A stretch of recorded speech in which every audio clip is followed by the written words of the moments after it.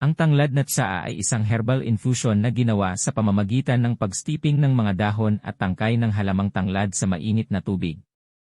Ang tanglad, na kilala bilang Cymbopogon citratus, ay isang tropikal na halaman na katutubong sa mga rehiyon tulad ng Southeast Asia, Africa, at Australia. Mayroon itong natatanging lasa at aroma ng lemony.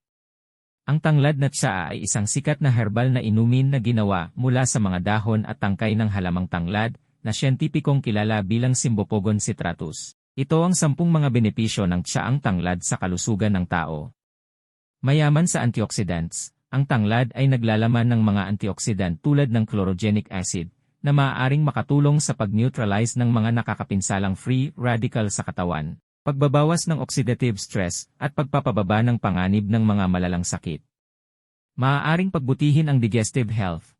Ang pag-inom ng lemongrass tea ay maaaring makatulong sa panunaw at maibsan ang mga issue sa pagtunaw tulad ng bloating, gas, at hindi pagkatunaw ng pagkain. Ito ay tradisyonal na ginagamit bilang isang digestive tonic sa maraming kultura.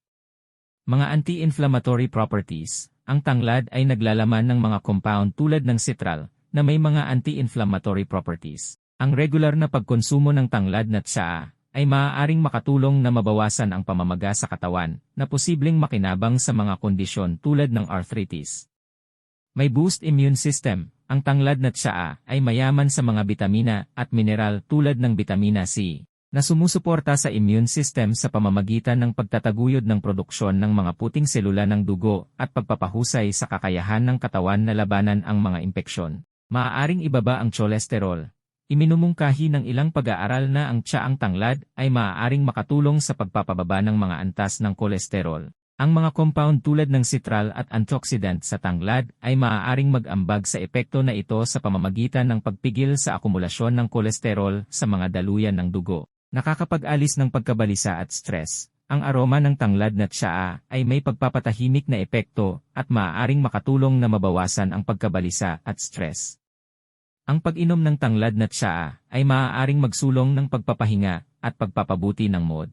Maaaring tumulong sa pagbaba ng timbang. Ang tsaang tanglad ay mababa sa calories at maaaring makatulong sa pagpapalakas ng metabolismo, na ginagawa itong isang magandang karagdagan sa isang dieta sa pagbaba ng timbang. Iminumungkahi ng ilang pag-aaral na ang mga compound sa tanglad ay maaari ring makapigil sa akumulasyon ng taba sa katawan. Mga antimicrobial properties. Ang tanglad ay may mga antimicrobial na katangian na maaaring makatulong sa paglaban sa mga impeksyon na dulot ng bakterya at fungi. Ang regular na pag-inom ng lemongrass tea ay maaaring makatulong sa pagsuporta sa pangkalahatang kalusugan ng immune at maiwasan ang mga impeksyon. Sinusuportahan ang malusog na balat.